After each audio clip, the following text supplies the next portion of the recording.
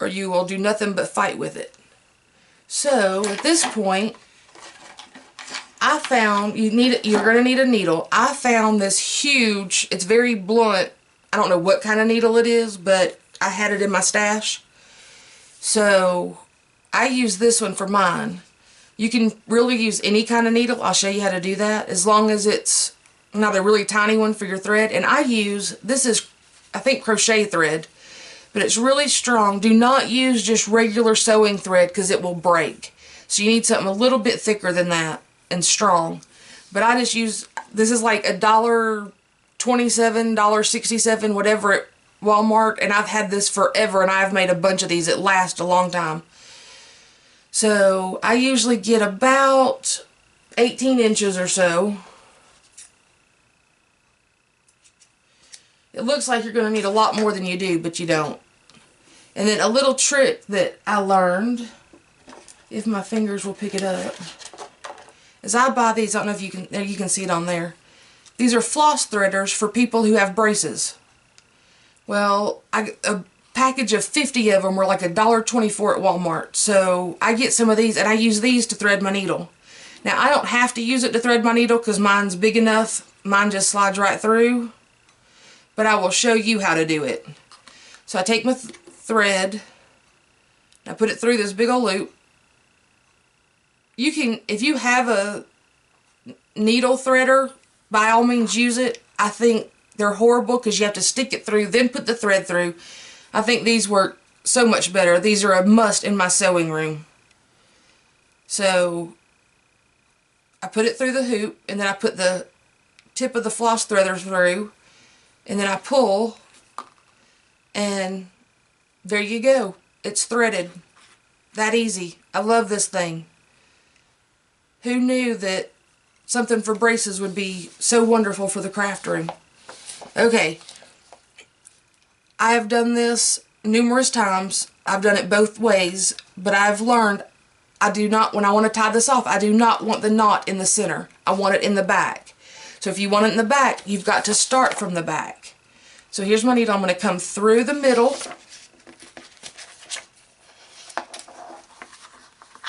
Pull it through.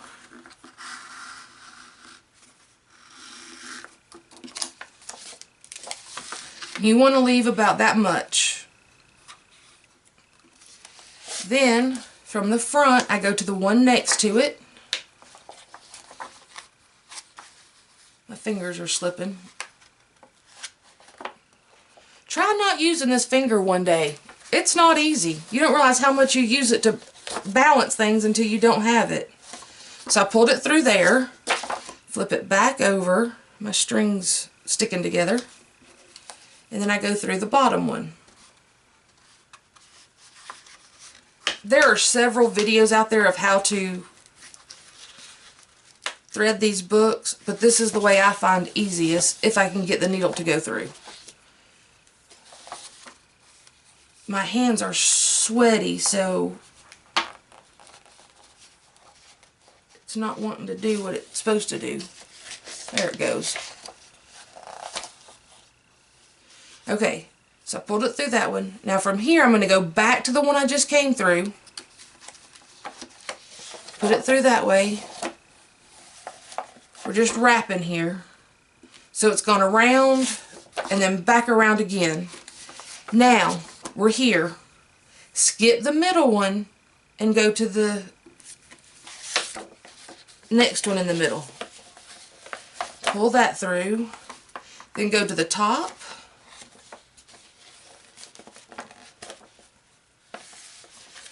Okay, so we're up here. We're going to come back through this one.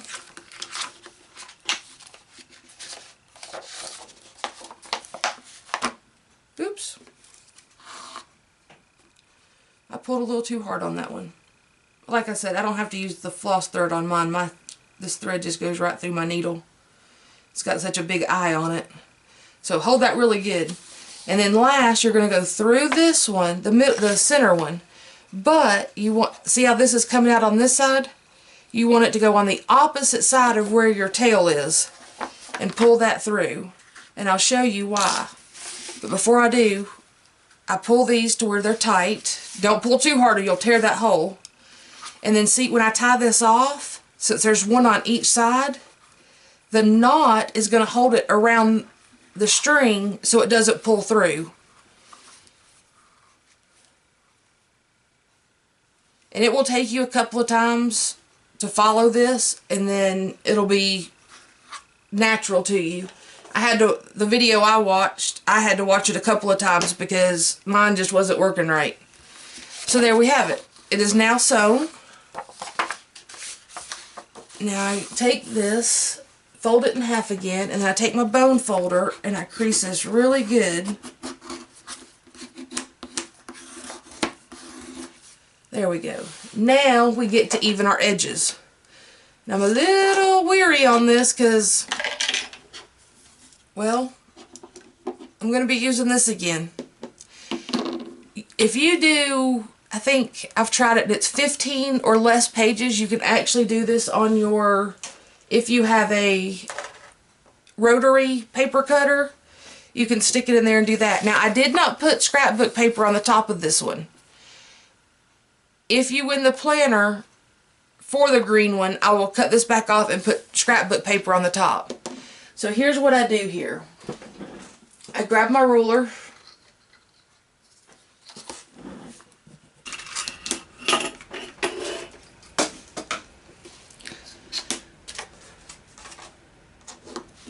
So I grab my ruler, my Tim Holtz ruler, I line it up with the top page. Wherever that lands, that's where I line it up. Now I know this is hard for you to see, so you're just going to have to go with what I say at this moment. Be very, very careful.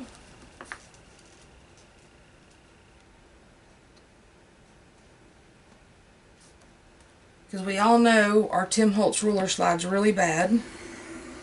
And then you're just going to go over and over until you get all the way through.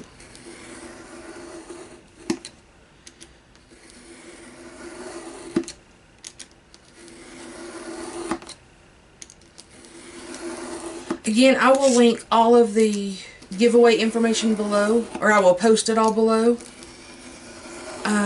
If you have not subscribed to my page, please do, especially if you're going to enter the planner.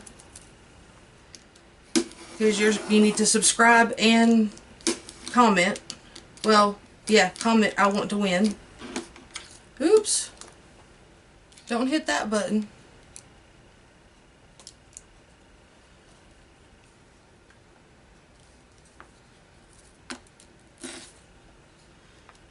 When my husband edits this, he's teaching me how to edit, but I don't quite have it yet.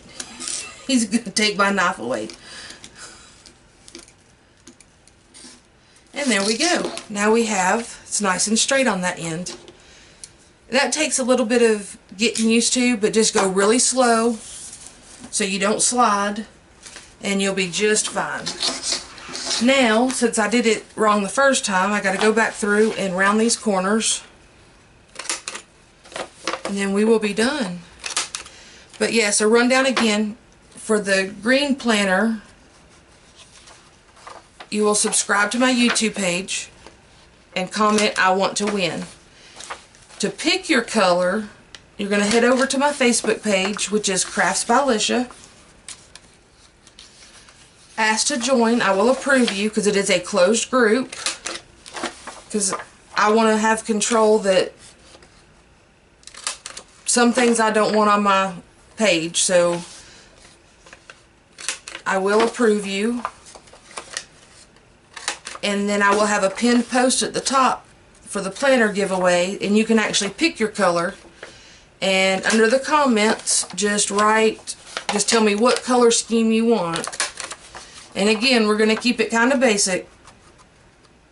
So, I mean, you can ask for teal, because mine's teal. I love teal. Teal is my favorite color. So stuff like that I can handle, but don't get too wild.